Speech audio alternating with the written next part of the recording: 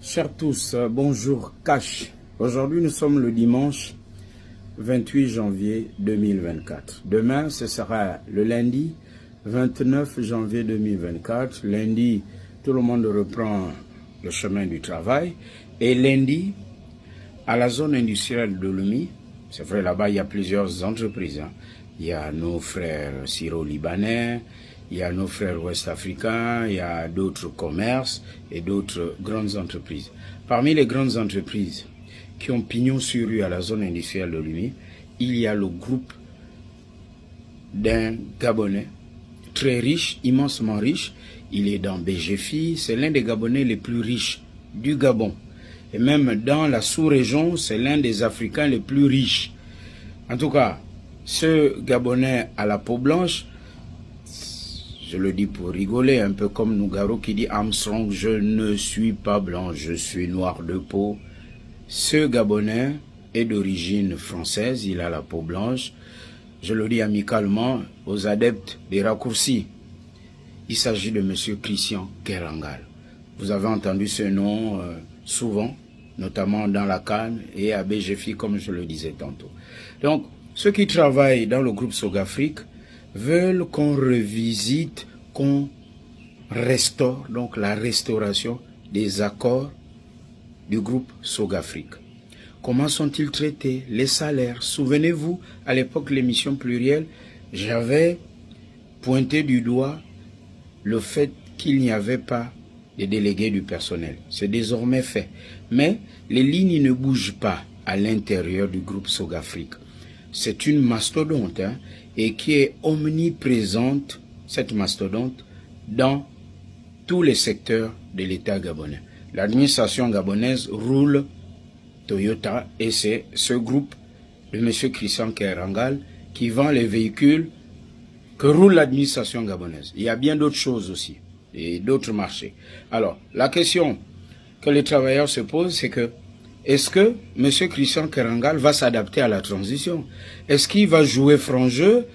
Parce que le président, le général Oligui Nguema, veut impulser une dynamique.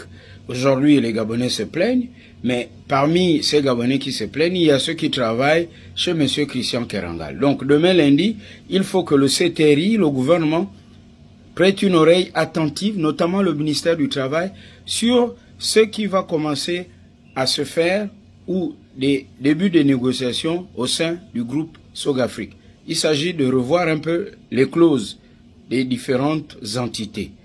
Et il me revient que lorsqu'un agent décède là-bas, par exemple, c'est une gerbe de fleurs, c'est sympathique, mais les sommes sont souvent dérisoires. Quel est le plan de carrière de ces agents? Donc, il faut que M. Kerangal, le grand frère, le papa, le grand-père de certains Gabonais, fasse aussi jouir aux Gabonais la prospérité qu'il a eue au Gabon. Parce que M. Christian Kerangal n'est pas devenu puissant, multimilliardaire, au Tchad, en Centrafrique, au Congo, au Cameroun. Non, c'est au Gabon. Je le dis pas de façon triviale, mais on ne peut pas avoir bu de l'eau à la source et ne pas bénéficier, ceux qui ont soif aux alentours, de cette eau fraîche et de bonne qualité. L'eau, c'est le Gabon, la fraîcheur du Gabon.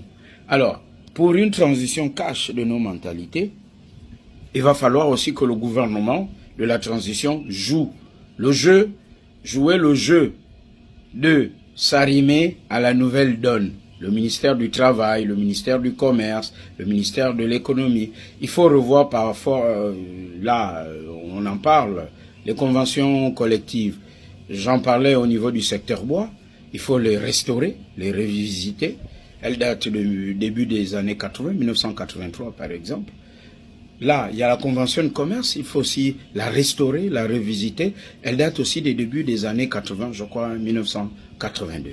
Lorsqu'on aura toiletté un peu tous ces textes, on aura restauré ces textes, je pense que le Gabonais, le travailleur gabonais se sentira bien et on évitera un peu ce que l'on constate, la tristesse, la désolation, ce qui fait que les gens vont se défouler dans les réseaux sociaux. Lorsque les gens ne font rien, lorsque les gens trouvent qu'ils n'ont pas d'interlocuteur, ils vont dans les réseaux sociaux parfois dire pique-prendre sur les voisins ou sur les patrons d'entreprise. Donc, la suite, les détails du fonctionnement des groupes Sogafrique, notamment le traitement des travailleurs. Sogafrique, c'est plus de 50 ans, presque 60 ans au Gabon. Voyez-vous, c'est plus que le PDG, la durée de vie du PDG. Donc, Sogafrique, c'est la République gabonaise. Donc, on ne peut pas travailler à Sogafrique et être maltraité. Donc, on doit être à Sogafrique en disant, moi, je travaille à Sogafrique parce que là-bas, il fait frais. Un peu comme la climatisation qu'ils installent dans la haute administration gabonaise. Donc, de façon cash, nous attendons le début de cette réunion demain et de ce qui me parvient. Bon début de semaine à vous, cash, et je reviendrai pour qu'on parle des détails dans le groupe Sogafrique. Cash.